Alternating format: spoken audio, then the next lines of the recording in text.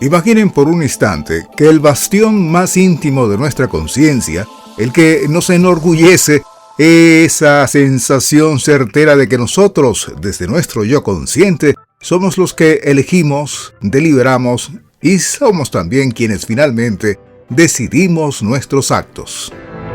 Pero, ¿y si no es así? Si esa última palabra no fuera la nuestra, si se desvaneciera nuestro tan defendido libre albedrío, que este no haya sido más que una ilusión narrativa, tan real como un espejismo en el desierto.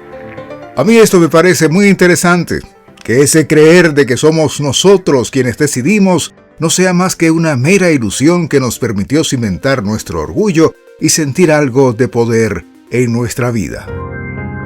Ese territorio intelectual entre fascinante y desestabilizador que el neurobiólogo Robert Sapolsky explora en su obra Decidido, una ciencia de la vida sin libre albedrío, es lo que nos ha llamado la atención y lo que voy a comenzar a compartir con ustedes.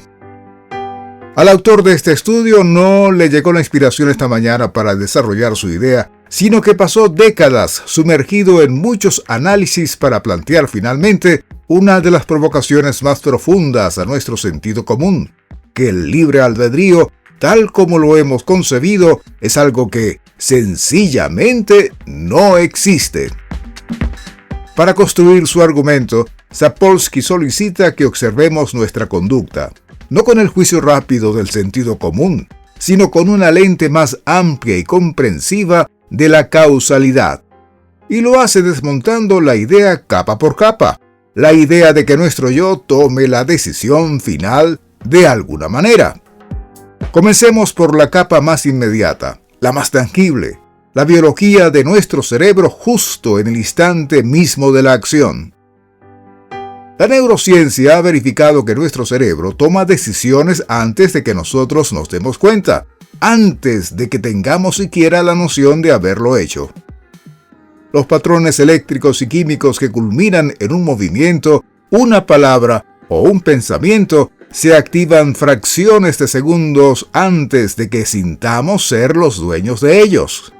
¿Será entonces que nuestra conciencia es solo una espectadora que se narra a sí misma una historia de control inexistente? Tomemos en cuenta que un mal funcionamiento en una región llamada la corteza prefrontal, causado quizás por un tumor, un traumatismo o simplemente un desbalance bioquímico, puede transformar radicalmente la personalidad y la moral de un individuo. Si una lesión puede convertir a una persona pacífica en alguien impulsivo y violento, entonces, ¿dónde reside ese yo libre e invariable? Sapolsky nos invita a no detenernos aquí, en esos segundos previos, sino a viajar más atrás en el tiempo, hasta los factores que esculpieron ese cerebro particular. Nuestra historia personal es un archivo de traumas, alegrías, carencias y aprendizajes que ha ido moldeando literalmente nuestras conexiones neuronales. El estrés crónico que alguien haya sufrido durante la infancia no es solo un recuerdo doloroso, es un agente biológico que alteró la arquitectura cerebral, haciéndonos más reactivos al peligro y menos capaces de modular nuestros impulsos. Nosotros no elegimos ese estrés, no votamos por las circunstancias familiares ni sociales en las que nacimos. Y sin embargo, esos factores, operando durante años, han construido el sustrato desde el cual luego decidiremos. Si ahondamos un poco más, llegamos a la fuerza silenciosa de la cultura, a lo que el propio Sapolsky, siguiendo a pensadores como Richard Dawkins, llama los memes. Ya sabemos lo que es un meme. Cada día observamos algunos de ellos. Esos memes no son simples bromas de Internet, sino unidades de información cultural que proyectan normas, prejuicios, ideologías, sesgos que se contagian de una mente a otra con una fuerza a menudo superior a la de la misma razón. Los absorbemos sin cuestionarlos. Ese universo de supuestos acerca del honor, el género, la justicia o el éxito, que luego obran en nosotros como un sistema operativo invisible, dirigiendo nuestras elecciones desde las profundidades. ¿Elegimos libremente actuar según los códigos de nuestra tribu? ¿O será que somos, como sugiere el autor, marionetas de las tradiciones cuyos hilos no vemos? El viaje causal se vuelve aún más profundo cuando llegamos a la genética y a la epigenética. Heredamos una secuencia de ADN, ¿verdad? Pero la epigenética, el estudio de cómo los factores ambientales activan o silencian genes sin cambiar la secuencia, nos dice que esa herencia genética es maleable.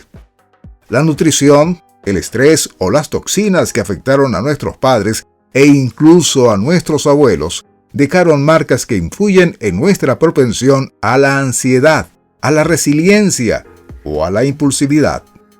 Somos en parte el eco biológico de vidas que no vivimos, y esos genes, a su vez, son el legado de millones de años de evolución que nos han dotado de instintos y sesgos que una vez fueron útiles para la supervivencia, pero que hoy pueden chocar con las demandas de la vida moderna.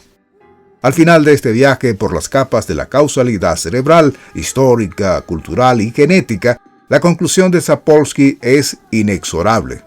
En el instante preciso en que actuamos, dadas todas las variables del universo en ese momento, no podríamos haber hecho otra cosa. No hay un fantasma en la máquina. No hay un yo que flote por encima de esta maraña de causas para inclinar la balanza a favor o en contra. Como él mismo afirma, citando a figuras como el filósofo Sam Harris, somos el producto de causas que no escogimos. Y aquí es donde la provocación intelectual se transforma en un desafío social y filosófico de primer orden. Si esta visión es cierta, ¿qué hacemos con todos los pilares de nuestra sociedad que fueron construidos sobre la culpa, el mérito y la justicia retributiva? Sapolsky se lanza con valentía a ese abismo. Argumenta que conceptos como merecer un castigo o ganarse una recompensa no tienen sustento. Un sistema que castiga porque el culpable lo merecía sería tan irracional como culpar a alguien por haber contraído una enfermedad. En su lugar, el autor propone un modelo de justicia de cuarentena, en el que no se encarcela por venganza, sino con el mismo espíritu con el que se aísla a alguien que padece una enfermedad contagiosa, para proteger a la sociedad y, si es posible, rehabilitarle. El enfoque debe cambiar la pregunta retributiva, ¿cuánto castigo se merece?, por una pregunta científica y compasiva. ¿Qué factores causaron esto y cómo podemos prevenirlo para que no vuelva a ocurrir en el futuro? Esto no es un llamado al nihilismo, donde todo se reduce a la nada, sino más bien a una responsabilidad colectiva mucho más radical. Si nadie es responsable de sus actos, entonces la compasión deja de ser una virtud opcional para convertirse en la única respuesta lógica para juzgarlos.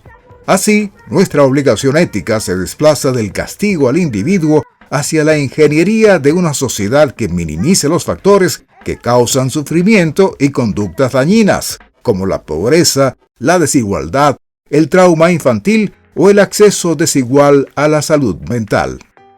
Decidido, el título de su libro es, en esencia, un ejercicio de humildad cósmica.